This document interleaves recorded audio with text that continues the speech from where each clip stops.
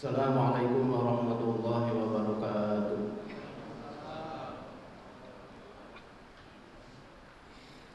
Alhamdulillahilladzi khalaqa minal ma'i basyara faja'alahu nasaban wa sihra wa kana rabbuka qadira fa amrullahi yajri ila qada'ihi wa likulli qada'in qadar wa likulli qadarin ajal wa likulli ajalin kitab yamhullahu ma yasha'u wa indahu ummul kitab. Asyhadu an la ilaha illallah wahdahu la syarika lahu wa asyhadu anna sayyidina Muhammadan abduhu wa rasuluh. Allahumma shalli wa sallim wa barik ala abdika wa rasulika Muhammadin wa ala alihi wa sahbihi ajma'in, amma ba'du. Jemaah salat Isya yang dirahmati Allah, bersyukur mari kita panjatkan kepada Allah Subhanahu wa taala atas segala limpahan nikmat dan karunia. Alhamdulillah, malam hari ini kita dapat berkumpul kembali dalam rangka melakukan salah satu kewajiban kita, yaitu pada salat Isya diturunkan salat sunnah tarawih insyaallah. Mudah-mudahan seluruh rangkaian ibadah kita diterima Allah Subhanahu wa taala. Amin ya rabbal alamin. Shalawat dan salam semoga selalu tercurah pada junjungan kita, yaitu Nabi besar Muhammad sallallahu alaihi wasallam, kepada keluarga dan sahabat juga kita selalu umatnya, mudah-mudahan selalu istiqomah dalam perintah dan Rasulnya Allah. Jamaah yang dirahmati Allah, menyusul tausiah minggu yang lalu bahwa kita diberikan oleh Allah yaitu Nabi pilihan, kitab suci pilihan, kita juga umatnya umat pilihan. Jadi kita ini diberikan oleh Allah kitab suci pilihan. Pertanyaannya, bagaimana sikap kita setelah menerima Al-Quran? Umat manusia setelah menerima Al-Quran menjadi 3 golongan besar. Yang pertama, setelah menerima Al-Quran, yaitu wa minhum zalimun li nafsi. Setelah dia menerima Al-Quran, dia Quran dibaca, tapi ajarannya kadang-kadang diinjak-injak. Zolimun li nafsi. Zolim kepada diri sendiri, tidak zolim kepada Allah, tidak zolim kepada malaikat, tapi zolim kepada dirinya sendiri. Jadi Quran dibaca, tapi ajarannya malah dibiarkan. Ini Quran itu imam. Jadi kata Nabi, man ja'alal Qur'ana amamahu qadahu ilal jannah. Barang siapa yang meletakkan Al-Quran di depan, artinya sebagai imam. Apa kata Quran? Kata Quran halal, halal. Kata Quran haram, haram. Jadi apapun ajaran Al-Quran dia dilaksanakan, itu nanti qadahu ilal jannah. Quran akan membawa dia ke surga, surga dunia dan surga itu lebih-lebih surga akhirat. Sebaliknya, man ja'al Qur'ana khalfahu qadahu ilal jannah, qadahu ilan nar.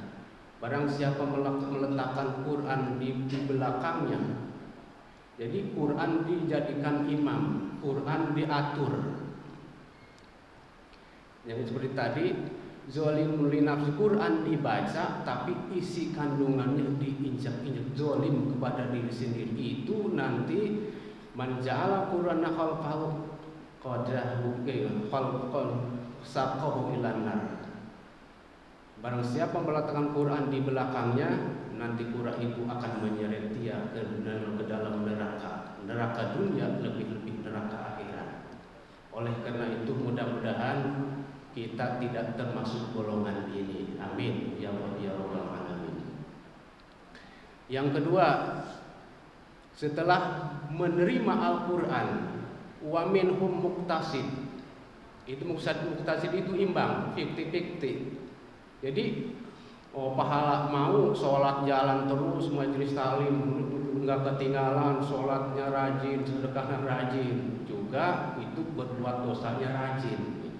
Jadi sholat jalan terus, nyolong terus, ngomongin terus, itu muktasid, jadi imbang. Ini juga berbahaya.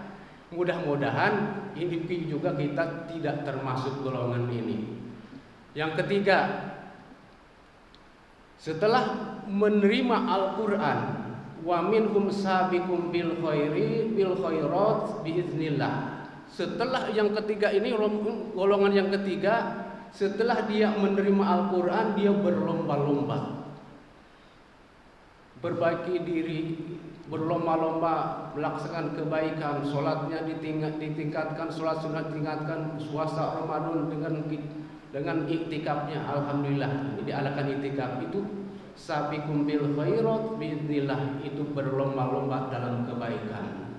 Ini yang diharapkan oleh kita menerima Al-Quran, dibaca, diartikan ajarannya, kita laksanakan apapun perintah Allah dan Rasulnya, kita laksanakan, jauhi itu yang dilarangnya. Jadi maksudnya ini memberikan sugesti, itu tanamkan kegemaran membaca Al-Quran. Nabi bersabda, in aradtum aisas suada wal mautas suhada wa najzata yaumal hasri wa zilla yaumal harri wal huda minad dolalah fa'addimu qira'atal Quran. In aradtum aisas suada, kalau kalian menginginkan hidup bahagia, ini yang diharapkan oleh kita.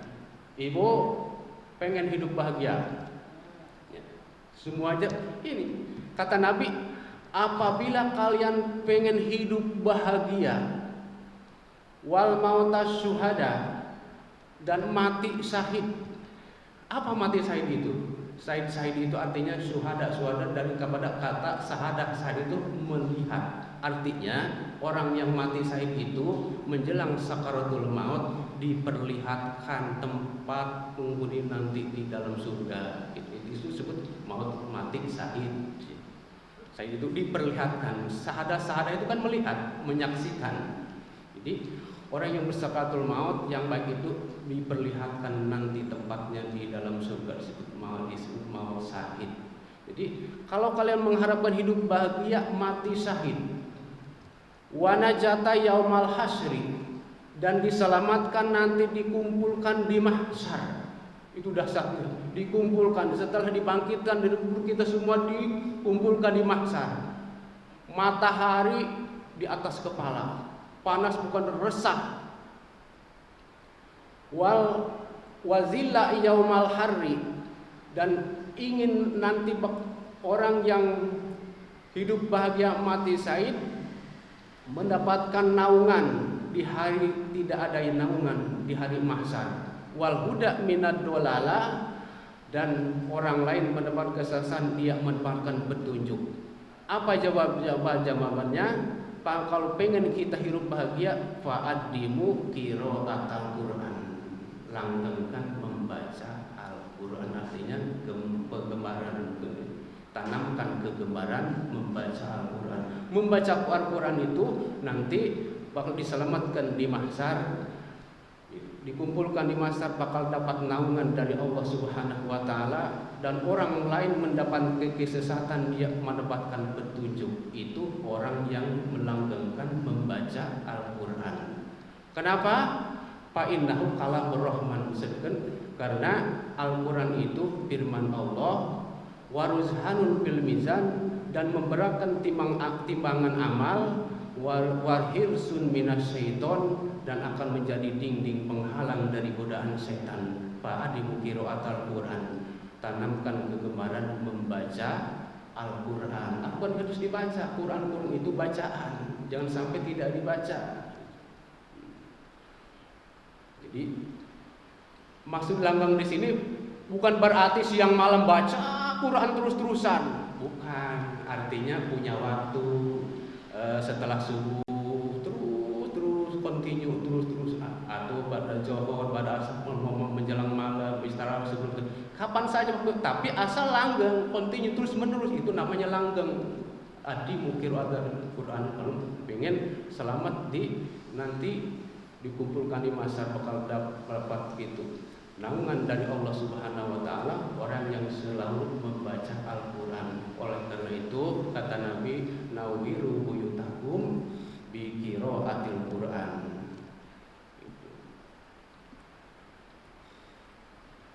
Jamaah yang dirahmati Allah, terangilah oleh kalian rumah-rumah kalian itu dengan bacaan Quran. La taj'alu buyutakum qubura. Jangan jadikan rumah-rumah kalian itu seperti kuburan.